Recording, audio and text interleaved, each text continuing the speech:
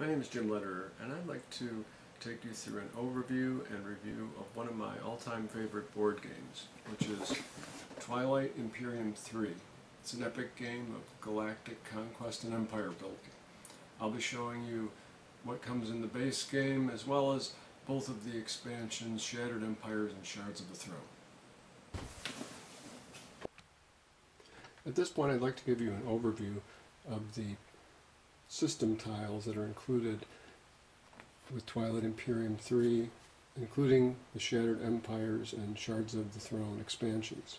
First of all, we have empty space tiles, and you can see the size of these tiles is fairly large and very flat, and that's how many empty space tiles you get. We then have various kinds of hazards, including asteroid fields, which ships cannot stop in and cannot even travel through unless they have the right deflector technology. Nebulas, which ships can move into, they must stop, and then they can leave, and they get a bonus to defense.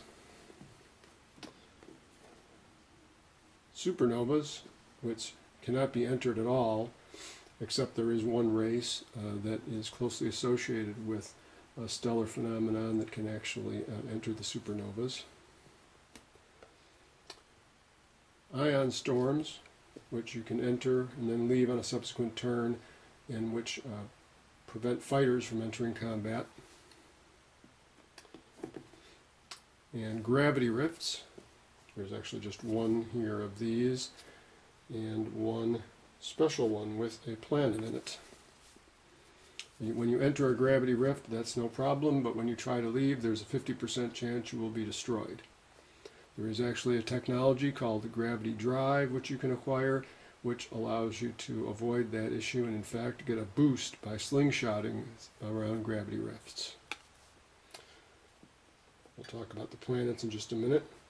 Here is a nebula with a planet in it.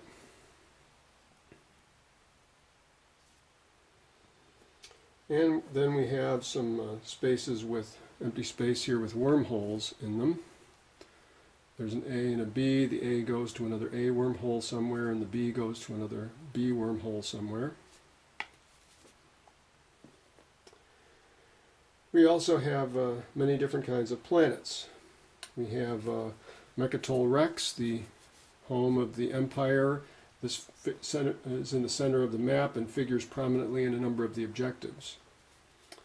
There's also actually even a special Mechatol Rex tile for a special scenario from the time when the Empire was still more or less intact. We have planetary systems with a single planet, and we have quite a large number of these, as you can see, and I'll just show you a few so you can take a look at the artwork.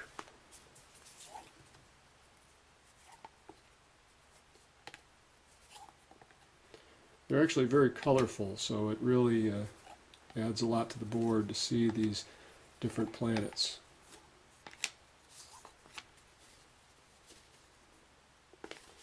We then have double planet systems. Quite a few of those as well.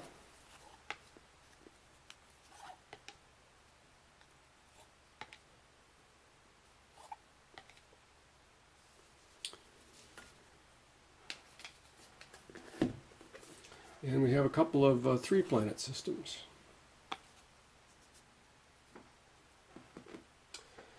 We also have a couple of single planets with wormholes that would let you move very quickly to that space from another wormhole.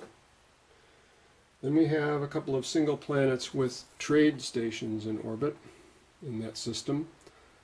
The trade stations can be conquered simply by moving into the space. You don't even have to land troops. And they provide bonus trade goods. And there's a couple of other planets that have special abilities. You notice this planet here, Hope's End, produces shock troops as an option, and this planet produces fighters as an option. Finally, we have the home systems of the various races. Actually, just before that, I will mention there are two other special systems included. There is the Wormhole Nexus, which lies in an extra-dimensional space, and that includes wormholes A and B. So it tends to connect wormholes elsewhere on the board. We always play with this tile to make things interesting. And then you have this particular system, which is used by the Ghost of Creus, which is one of the races in the system that they particularly come from an extra-dimensional space. So they have a planet here, and then another planet here, which is their, both of those together are considered their home system, and they are connected by a D wormhole. So then we have all the home systems of the other races. As you can see, there's quite a few different races you can play in this game. And we'll just flip through a few. The Necrovirus, the Arborek, the Nalu Collective, Clan of Sar, they have movable space docks. The Mentak Coalition, they're space pirates. The Federation of Soul, those are the humans. The Brotherhood of Yin, sort of religious fanatics. The Barony of Letnev, they're industrial feudalists. The Winu, who are great diplomats. The L1Z1X MineNet, which are sort of the Borg, and you notice their home planet is named 0.0.0. The Ixja Kingdom, they're another diplomatic-oriented race. The Emirates of Hakan, they are the traders. They're particularly good at that. We also have the Universities of Jolnar, who are the science-oriented race. The Yisiril, who are the slippery scientist race. The slippery spy type race. The Embers of Muat, those are the ones that are have a special affinity to supernovas. The Sardak Nor, who are sort of evil space bugs, warlike. And I didn't mention when I put them down, the Arborek, they're a plant race. Their ground troops can actually produce units. The Necrovirus, they are unable to develop any technologies of their own, but simply steal technologies by combat with others. And the Nalu Collective here, they're a sort of snake-like race, very slippery and hard to pin down in combat. One other thing I didn't talk about was some of the factors associated with the planets. So, for example, if I pick a planet here, I'll pick this system, which has 2 planets in it. And first of all, you can see that each planet has a name. Now, in this case, they're similarly named, Vega Minor and Vega Major. They're not always so similarly named.